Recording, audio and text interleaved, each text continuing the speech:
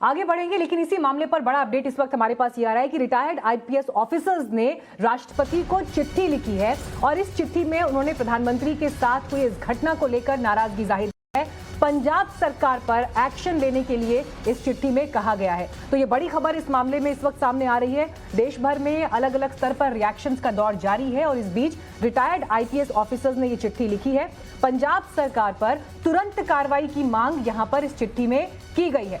प्रधानमंत्री की सुरक्षा में हुई चूक से पूर्व आईपीएस ऑफिसर्स नाराज हैं और आईपीएस ऑफिसर्स के एक ग्रुप ने ये पत्र राष्ट्रपति को लिखा है। इससे पहले आपको याद होगा कि आज ही प्रधानमंत्री नरेंद्र मोदी की राष्ट्रपति रामनाथ कोविंद से राष्ट्रपति भवन में मुलाकात भी हुई, जहां पर राष्ट्रपति ने उनसे सीधा संवाद करते हुए जानकारी ली कि कल के दिन एग्जैक्टली घटनास्थल पर क्या हुआ था। पंजाब सरकार पर तुरंत कार्रवाई की मांग इस चिट्ठी में की गई है, जिसका हम जिक्र कर रहे हैं।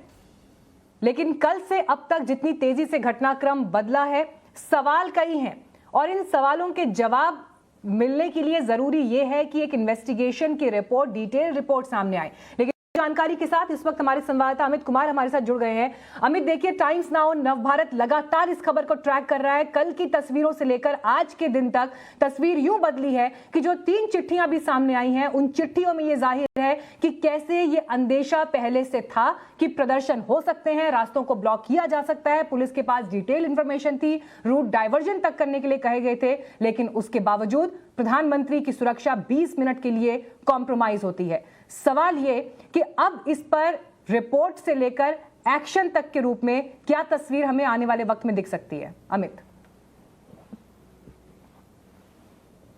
देखिए, मुझे लग रहा है सबसे बड़ी बात कि ये जो खुलासा टाइम्स ऑफ नवभारत पर हुआ है, उसने सारी तस्वीर को साफ कर दिया है कि किस तरह से खुद जो पुलिस जो थे वहां पे एडीजी लॉ एंड ऑर्डर, उन्होंने ये चिट्ठी लिखकर कहा था कि इस तरह की परिस्थिति बन सकती है, जो किसान आंदोलन कर रहे हैं वो सड़कों पर ब्लॉक कर सकते हैं और इसके लिए अल्टरनेटिव रोड की जरूरत है। बारिश हो सकती है, ऐसे में भी अल्टरनेटिव रोड की था, क्योंकि अल्टरनेटिव रास्ते होने चाहिए। प्रधानमंत्री के लिए हमेशा एक से ज्यादा रास्ते होते हैं, लेकिन इन सब के बावजूद मुख्यमंत्री ने एक तरह से उनको क्लीन चिट दे दी, पंजाब पुलिस को और तमाम प्रशासन को। लेकिन सबसे जो महत्वपूर्ण चीज ये है कि आज जब केंद्रीय मंत्री अनुराग ठाकुर प्रेस कॉन्फ्रेंस कर रहे थे तो उन्होंने ये कहा कि इस पूरे मामले की जानकारी ली जाएगी, जांच होगी और बड़ी और कड़ी कार्रवाई होगी। क्योंकि देखिए, ये प्रधानमंत्री से जुड़ा मामला है, इसमें भले ही पंजाब सरकार ने एक कमेटी बनाई है, हाई लेवल कमेटी बनाई है जांच के लिए, लेकिन जब मुख्यमंत्री ही नहीं मान रहे हैं कि प्रधानमंत्री के सुरक्षा में कहीं चूक हुई है, कहीं सेंध लगी है, तो फिर उस कमेटी की रिपोर्ट पर बहुत ज्यादा भरोसा नहीं कर सकते हैं। ऐसे में सेंट्रल एजेंसीज भी इस पूरे मामले की जांच करेगी, एसपीजी की भी अपनी एक जांच होती है और इस मामले को गंभीरता से लिया जा रहा है। गृह मंत्रालय ने रिपोर्ट मांगा है, संभावना है कि आज रिपोर्ट आ गई होगी या देर शाम तक आ जाएगी रिपोर्ट। ऐसे में असेसमेंट किया जाएगा, उस रिपोर्ट के आधार पर फिर जांच का फैसला होगा। तो मुझे लगता है इस पूरे मामले में चीजें, तथ्य जो है वो सामने है, किस तरह से चूक हुई है, कहां चूक हुई है, वो सामने खुलकर दिख रही है कि डॉक्यूमेंटेशन के बावजूद, अलर्ट के बावजूद, इस तरह की अंदेशा के बावजूद कि किसान इस तरह से कुछ कर सकते हैं, सड़कों को रोक सकते हैं, और इसके बावजूद प्रधानमंत्री की सुरक्षा को पूरी तरह से चाक चौबंद नहीं किया गया। मुझे लगता है बहुत बड़ा सवाल है और उसकी बहुत ही अच्छी तरह से तफ्तीश होनी चाहिए, फिक्स होकर कार्रवाई। जी अमित, एक सवाल मैं आपके पास और लेकर आना चाहती हूं। आपने पूरा डिटेल ये बताया कि अभी कार्रवाई को लेकर क्या स्टेप्स आगे हो सकते हैं, लेकिन हम देख रहे हैं आरोप प्रत्यारोप का एक दौर भी, जिसमें प्रधानमंत्री की सुरक्षा पर चिंता की बजाय दिखाई ये दे रहा है कि जिसको जो पॉलिटिक्स सूट करती है उसके हिसाब से बयान दिए जा रहे हैं। चाहे कांग्रेस के नेताओं की तरफ से प्रधानमंत्री के लिए कायर जैसे शब्दों का इस्तेमाल करना हो, या फिर जो ट्वीट्स में जिस तरह की भाषा इस्तेमाल की जा रही है। क्यों ये समझ पाने में पॉलिटिकल पार्टीज नाकाम है कि देश का प्रधानमंत्री राजनीतिक दल से ऊपर होता है? ये पूरे देश की इज्जत का सवाल है, देश की छवि का सवाल है। मीनाक्षी, मुझे लगता है कि यही सबसे बड़ी अफसोस की बात है, और खासकर कांग्रेस पार्टी जिन्होंने अपने 2 प्रधानमंत्री को आतंकवादियों के हाथ से खोया है और वहां पर भी सुरक्षा में चूक हुई थी, तभी ये घटना घटी थी।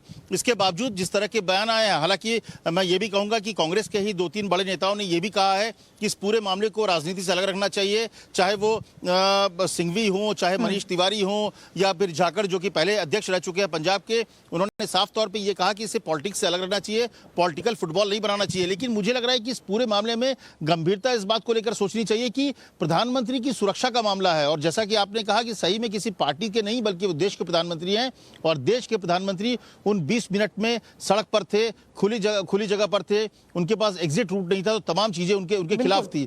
ऐसे में मुझे लगता है कि पॉलिटिक्स अपनी जगह है, उसको छोड़कर ये सोचना चाहिए कि ऐसी स्थिति दोबारा पैदा ना हो, क्योंकि चुनाव आते भी रहेंगे, आगे भी चुनाव आएंगे। अगर रेस्टोरेंट बन गया तो फिर कोई किसी के राज्य में जाना बंद कर देगा।